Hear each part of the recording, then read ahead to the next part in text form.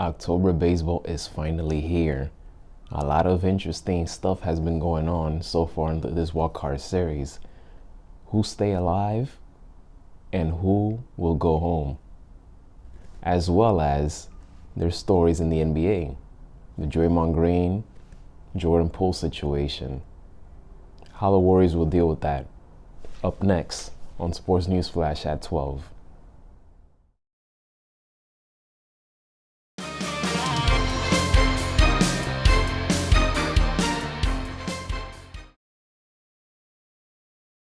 Good morning, everyone. Happy Sunday. I hope you all are enjoying your weekend. And there's been a lot of interesting stuff going on in the sports world. But on today's episode, I'm sticking to the wild card series as well as the Draymond Green, Jordan Poole altercation during practice. But first things first, we're going to get started with the American League wild card series, and I'm gonna start with Tampa Bay Rays versus Cleveland Guardians. I can't stand that name, Guardians, but that's what happens when you go woke. You go woke, you go broke. But in the postseason, the Guardians did not go broke whatsoever. There were a lot of people in the stands. I mean, it's playoff time, October baseball. So all that wokeness, all that political stuff, you got to put it to the side because there's bigger at stake for Cleveland. So this series was a pretty much interesting series. It all came down to pitching and defense. In game one, you had Shane McClanahan for the Tampa Bay Rays, and for Cleveland, you had Shane Bieber. Both pitchers pitched phenomenal. Bieber, however, was the better pitcher. He struck out 8 batters. The Rays got on the board first in game one, going up 1-0 with a solo home run. But then the Guardians' best hitter, Jose Ramirez, hit a 2-run home run, which was enough for the Guardians to win game one. So Jose Ramirez, Jose, Jose, Jose, Jose, Jose, Jose, Jose, Jose, Jose, Jose. I needed to do that. I had to do that. Those fans in Cleveland, they were rocking. I just love seeing that. And the fact that he's Dominican, like, come on. Platano power, baby. I don't have the plantain with me, but gotta say Platano power. So Jose Ramirez and Shane Bieber were the stars in game one. In game two of the Rays and Guardians, it was pretty much the same in game one. It came down to pitching and defense. Rays pitcher Tyler Glasnow, I was so impressed with him because he had Tommy John surgery and he was just electric against the Guardians. And in the Guardians, you had Tristan McKenzie in his first postseason game. He was phenomenal. He was phenomenal for this team throughout the whole season. And he did it once again in game two. So it was a scoreless game that went all the way to 15 innings. That's right.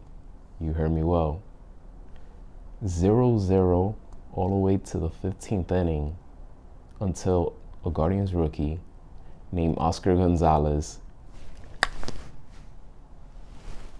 sent one out to left field to send the Guardians to the division series.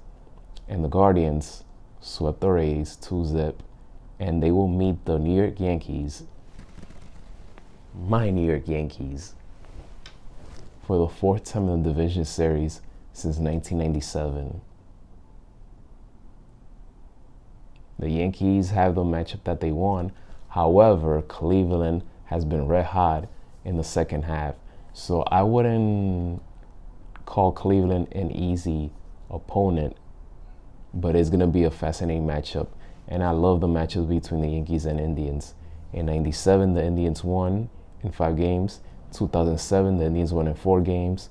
In 2017, the Yankees came back from 0-2 deficit to win 3 straight. And now it's 2022. What will happen? Usually when these teams face off, is usually every 10 years, but not this time. So Yankees, Indians, we'll see what happens. Seattle Mariners versus Toronto Blue Jays. This is the matchup that I wanted for the wild card series. I have written this on a company that I write for, Fansided, that, and I write for the Toronto Blue Jays in the Fanside company called Jays Journal. And I said on many occasions that I want Toronto and Seattle in a playoff series. I feel like this should be the new rivalry because both teams are young, not too much experience. No, they don't. Very little experience. I mean, Toronto has some players that have some playoff experience, but it's fresh and new for both sides because they're both young and they have a lot of talent. And in the regular season, Seattle did have Toronto's number, but postseason is a different level. But in this series, it seems like Seattle picked up where they left off. In Game 1, Luis Castillo, he absolutely shut down and silenced Toronto's Blue Jays offensive juggernaut. He did not allow one single run whatsoever in Game 1. And Alex Manoah, who's been sensational all year for the Toronto Blue Jays, gave up 3 runs in the first inning. But it seems like since this was his first playoff game, it looked like to me that he was very amped up. So he needed to relax more. He was able to relax a little bit more after the first inning. But it was very uncommon for Alex Manoah to give up 3 runs in the first inning, something that he hasn't done all season, especially at home. But Game 1, the game ball goes to Luis Castillo. He was great. He was phenomenal. He will be part of Seattle's franchise for the next 5 years. And it was a great pickup for Seattle to get him during the trade deadline. So the Mariners grabbed Game 1 4-zip. And then Game 2 happened. Oof. Game 2, Toronto came out firing. Excuse me. Toronto came out firing. Teoscar Hernandez, he had 2 home runs in this game. The Blue Jays offense were completely different compared to Game 1. Those bats woke up. But what happened? Their bullpen's what happened. Kevin Gaussmith pitched his ass off. He did everything that he was supposed to do. I believe he struck out like 7 or 8 batters in this game. The part that I did not like, and I would have not done it, was the fact that the manager took him out when they were bases loaded with 2 outs. If it were me, I would have not taken out Kevin Gaussmith. Let him get that final out to get himself out of the jam. But what happened? You bring in a reliever and gave up that home run to Santana. That was able to shrink the lead from 8-1 to 8-5.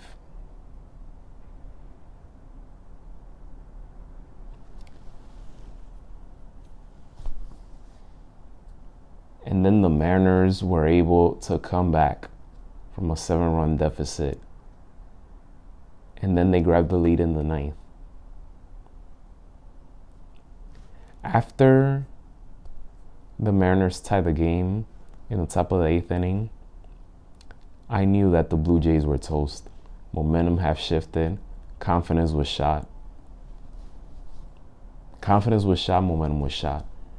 And it was tough to see George Springer to leave the game the way he did after colliding with Bo Bichette. But I knew that the Blue Jays were toast once they let the Mariners tie the game. The Mariners, I give them so much credit. They kept fighting and fighting and fighting. They did not stop. They were aggressive, and the better team came out on top. So Seattle came into Canada and took 2 games. They swept the wild card series from the Blue Jays, which I woke up today and I'm still in shock. I'm still stunned, because you rarely see that in the postseason, a team that comes down from a 7-run or more to win the game. The Seattle Mariners are the 3rd team in postseason history to come back from a 7-run deficit or more to win the game. The last team that did that were the 2008 Red Sox against the Rays, which I remember seeing that game. I was in my junior year in high school, and it was just crushing seeing that. And I picked the Blue Jays to win the series. I wanted them to win the series. But in October baseball, any team can be beaten. Anyone can get hot at the right time. Momentum can be shifted over any little thing. And that's what happened. Seattle deserved it. It's their first postseason series win since 2001. So they're partying like 2001. And now they will go to Houston to face off their division rival in the AL West. And let's see how they will do in that series, because Houston, in order to be Houston, your pitching has to be on point and your hitting has to be on point. That's how great Houston is. They've been there. They're champions. They know what it takes to get to the Fall Classic. So Seattle, who's inexperienced, hopefully they carry this momentum into that series. We're going to go on commercial right now, and when we get back, we're going to talk about the National League Wild Card Series. You have the Phillies and Cardinals and the San Diego Padres versus the New York Mets. So stay tuned. We'll be back after this.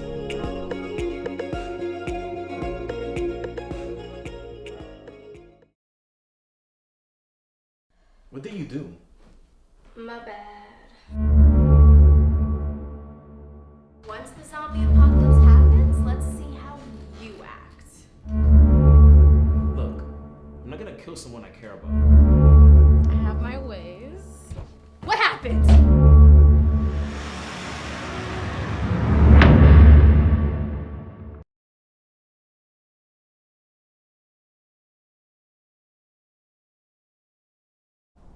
Welcome back to Sports News Flash at 12 with your host Miguel Mike Medina and the National League Wild Card Series round.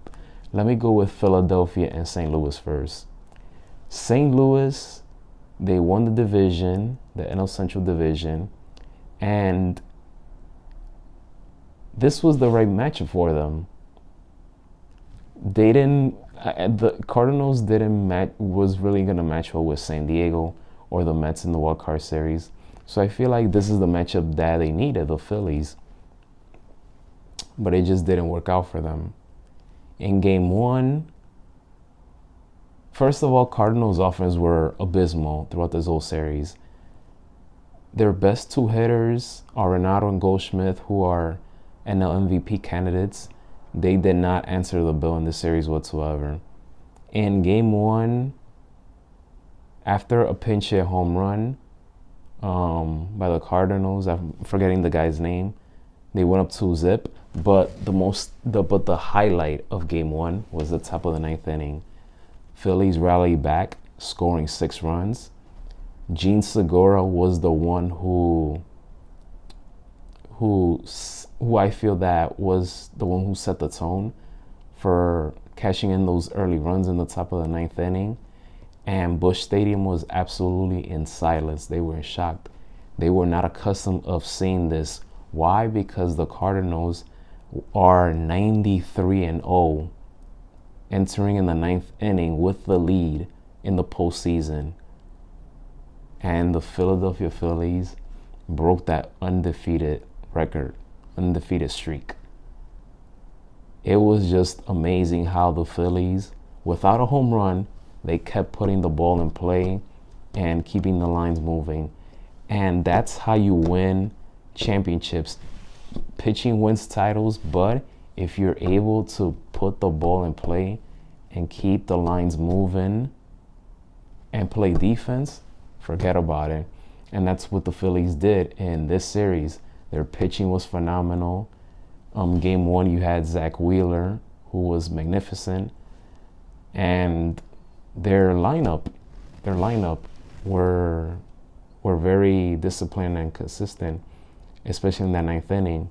So they won 6-2. In Game 2 last night, Bryce Harper got the Phillies on board with a solo home run in the top of the second or third inning, and in this game there wasn't really much offense either, not just from the Cardinals but mostly from the Phillies. And the Phillies only needed just a little bit. They only needed 2 runs, which was enough, because Aaron Nola was phenomenal as well. He was just magnificent. So Philadelphia's 1-2, Zach Wheeler and Aaron Nola, they completely shut down the Cardinals' offense. And now they are moving on to the division series to play against the Atlanta Braves, which, to be honest with you, is going to be an exciting matchup. They're both from the NL East. The last time that I remember that Atlanta and Philly faced off one another was in the 1993 National League Championship Series, in which the Phillies won in 6 games, went to the World Series, but they lost to the Blue Jays. But this is a division series, best of 5, so anything can happen. Let's see how the Phillies will respond against the red-hot Atlanta team. The San Diego Padres versus the New York Mets. In Game 1, San Diego just hammered Max Scherzer. Max Scherzer, an unlikely Max Scherzer, gave up 7 runs, and 4 of those 7 runs were home runs through 4 innings, 4.5 innings, and that was it. You did not expect this from one of your best pitchers, from one of the best pitchers in the game, and one of the greatest pitchers of all time in Major League history. To allow 4 home runs in the postseason game, that's not like Max Scherzer. But again, in October baseball, anything can happen. Anything can happen. And Max Scherzer, the veteran that he is, the professional that he is, he just said that, it just wasn't his night. His stuff wasn't there. And it happens. Every great pitcher, they're going to have nights, whether it's regular season or in the postseason, that things are just not going to go for them. And the Padres just got the best of them. So they won 7-1 in Game 1. But Game 2, the Mets responded. Francisco Lindor, he was at batting practice around 3 o'clock, working on his hitting, and it paid off. He set the tone in the first inning with a solo home run. Jacob deGrom, who we all wondered what was going to happen with him, we were going to pay close attention how he was going to pitch in those first 2-3 innings, because he's not 100%, dealing with the blister injury. And he was amazing. Amazing. He silenced 8 of the Padres batters. Manny Machado struck out 3 times in this game. He went 0 for 4. After hitting a home run in Game 1, he went 0 for 4 in Game 2. The Mets did everything they were supposed to do. Their best hitters, Lindor, Pete Alonso, a.k.a. Polo Bear, hit a home run. Jeff McNeil drove in some runs. They did everything they were supposed to do. Edwin Diaz, coming from the bullpen, 7th and 8th inning, shut down the Padres. It was just a great game overall for the Mets, pitching-wise and hitting-wise. And the Padres and Mets are the only team that will go to a Game 3 winner-take-all game, which will be later tonight. And let's see who rises to the occasion. But everyone will be playing tonight, because that's it. It's Game 3, winner-take-all. While the other games, they all were 2-zip, sweep, we got Padres and Mets. The only remaining wild card series game left. And after this is all to the division series. So who's gonna be the X factor? Who's gonna rise to the occasion? Who's gonna answer the bell? Who are gonna be the star or stars of the game? We'll find out tonight. Now, we're gonna go into commercial. When we get back, we're gonna talk about the insane, unbelievable, at the same time, blown a little bit out of proportion subject of Draymond Green and Jordan Poole. We'll be back after this.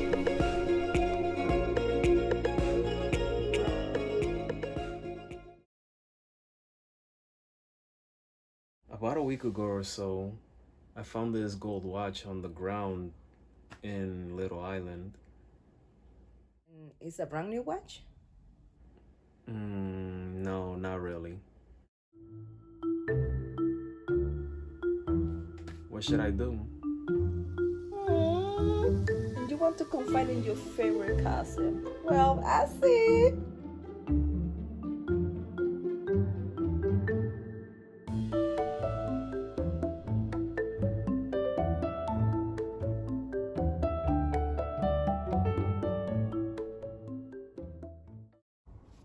Yo, that's a nice watch. Where'd you get that?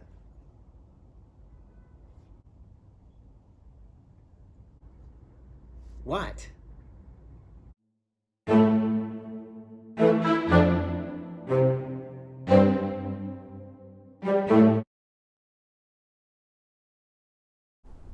Welcome back to Sports News Flash at 12. So, the biggest storyline in the NBA of the week is Draymond Green punching his teammate Jordan Poole during practice.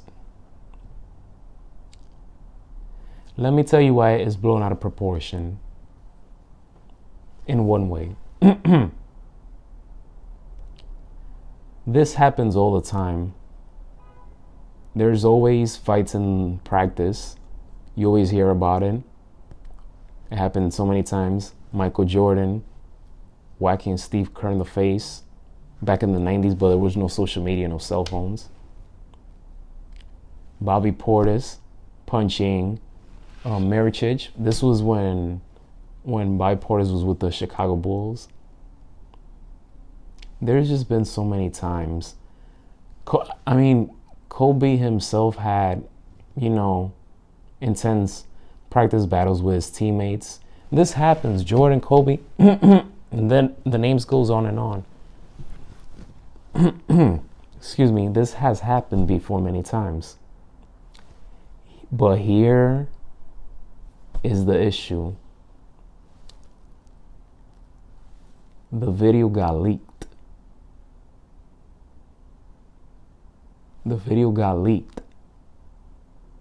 And I believe it was done on purpose to make Draymond Green look bad. I will say this. Draymond Green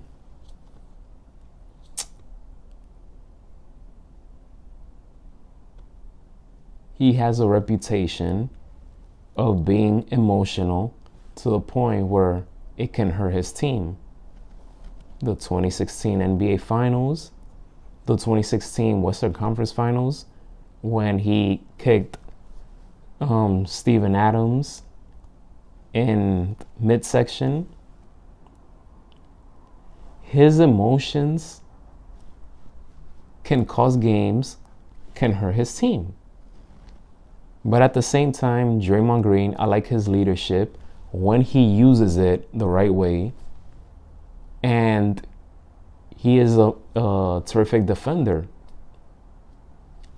His leadership, his defense, and the fact that he has heart is what I like about him. He was the second round pick. And many people have said to him that he's too small, he won't be able to play in the league. And he's proven people wrong. And now he's a 4-time champion. He's a 4-time All-Star, 2-time Defensive Player of the Year. I don't believe when he said that he's the best defender ever. That's BS. I don't buy that 1 second. I don't know what the hell he was drinking when he said that. But when you look at those things, he's an asset to your team. He's a liability on offense. And now that he's 32 and next year will be 33, you have to be careful with him in terms of contract negotiations, which, by the way, he's going to be a free agent after the 2023 season. And with this video coming out, we might be seeing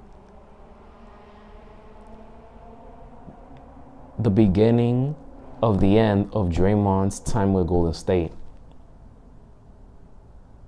because this video was leaked. And Draymond has gone on record saying that he wants the max deal. To give a max deal to a player that's going to be 33 years old after next season, it's risky. And if I'm Golden State, yes, I am grateful for everything that Draymond has done for the organization, but you need to get younger. You have Jordan Poole, who's grown and developed.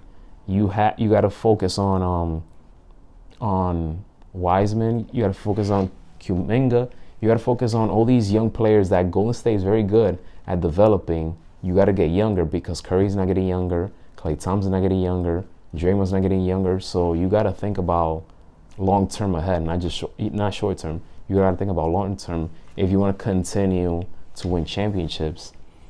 So this was embarrassing for this video to come out. I'm still shocked that the video got leaked, but at the same time, we live in a time where everything is recorded. You know, we have the smartphones, the social media. So your life can be ruined. You can be embarrassed at any given moment, at any given time, on any given day. Draymond has apologized to the team, to the franchise, to Jordan Poole, Jordan Poole's family. And they are on the verge of getting the ring ceremony. And it's awkward. It's going to feel awkward because the video is out there and the story is out there. So everybody will be focusing on Draymond and Jordan Poole. And I'm sure both men feel embarrassed. And Draymond has said it, that he feels embarrassed that this was out. But it is not looking good. It's not looking good. And it's not going to go away anytime soon because it's out there.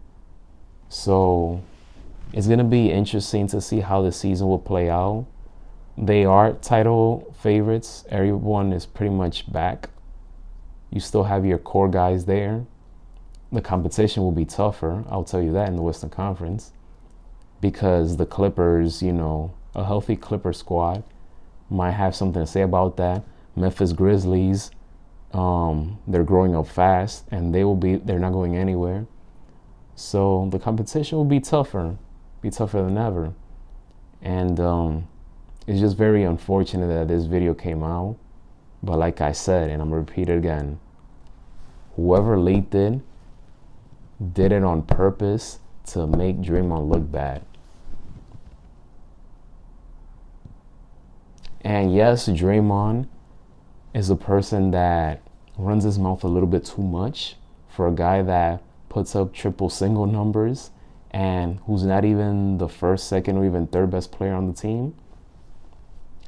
And he gives you this good guy and bad guy vibe, which you can have it both ways. You just got to pick one. If you're going to wear the black hat, then wear the black hat. But if you're going to be the good guy, then stick to being the good guy. You can't have it both ways. We're going to go back into this commercial. We're going to wrap things up with Miguel's top performances of the weekend. So stay tuned. We'll be back.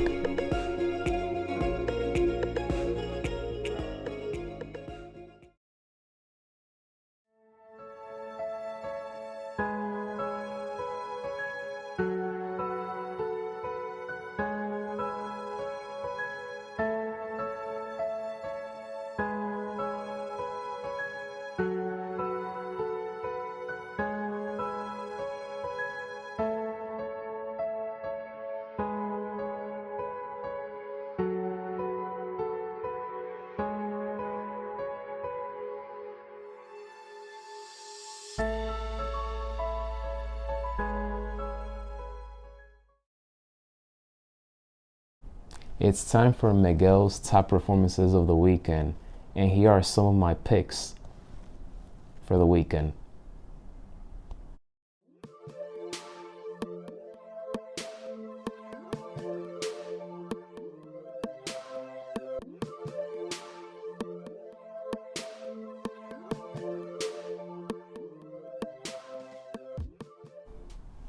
Well, that does it for today's Sports News Flash at 12.